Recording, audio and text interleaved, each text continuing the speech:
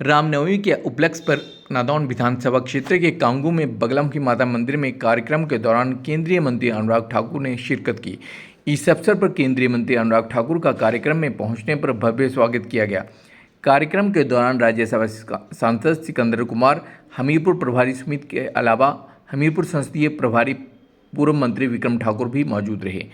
इस अवसर पर केंद्रीय मंत्री अनुराग ठाकुर ने कहा कि रामनवमी अगले कुछ वर्षों में समस्त दुनिया में मनाई जाएगी। उन्होंने कहा कि इंडोनेशिया के बाली में राम जी के ऊपर कथाएं होती हैं, नृत्य होते हैं, लेकिन हमारे अपने ही देश के अंदर पिछले 70 साल से राम को काल्पनिक बताया जा रहा है, राम जन्मभूमि का विरोध किया जा रहा है और कुछ लोग कहते हैं कि हम फिर से बाबरी मस्जिद बनाएंगे। उन्होंने कहा कि हिंदू इतना धैर्यपूर्ण होता है कि हमने 500 साल अपने ही देश में राम मंदिर बनाने में लगा दिए, लेकिन पिछले 5 सालों में देखिए कि कितने बदलाव आए हैं।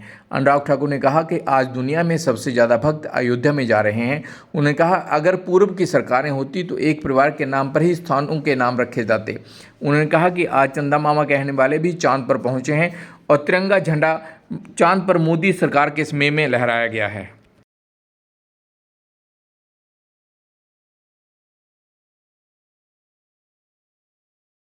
दुनिया में अगले साल से मनाने की शुरुआत हो जाएगी। मेरे भाई और बहनों,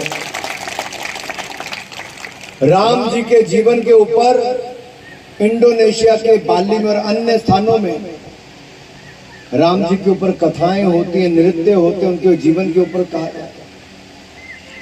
लेकिन हमारे अपने देश के अंदर पिछले 70 सालों में ऐसा समय था कि राम जी के राम सेतु को काल्पनिक बताते थे, राम जन्मभूमि का विरोध करते थे, राम मंदिर का विरोध करते थे और कई लोग अब कहते हैं कि हम फिर से बाबरी मस्जिद बनाएंगे। क्यों भाई, इनको मौका देना फिर से बाबरी मस्जिद बनाने का। फिर मन पक्का करने दसा मौका देना ना, फिर बाबरी मस्जिद बनाने का नहीं ना। मंदिर बन के ठीक हुआ कि नहीं हुआ, आगे बना रहना चाहिए। ये हिंदू इतने धैर्यपूर्वक होते हैं, हमारा पूरा समाज भारतवर्ष इतना धैर्यपूर्वक होता है कि हमने 500 साल लगा दिए अपने देश में, लेकिन पिछले 5 वर्षों को देखिए क्या बदलाव आया है।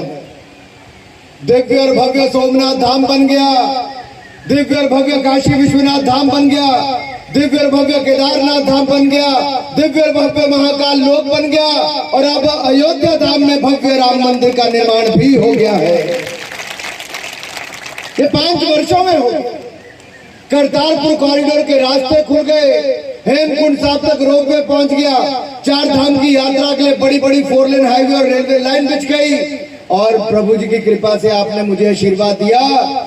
मैंने अपने ऊना से हरिद्वार के लिए ट्रेन भी चला दी है, हमने खाटू श्याम के लिए राजस्थान के लिए ट्रेन भी चला दी है, हमने कलकत्ता के लिए ट्रेन चलाई तो नांदेड़ साहब के लिए गुरुद्वारे के लिए ट्रेन भी चला दी। और यही नहीं,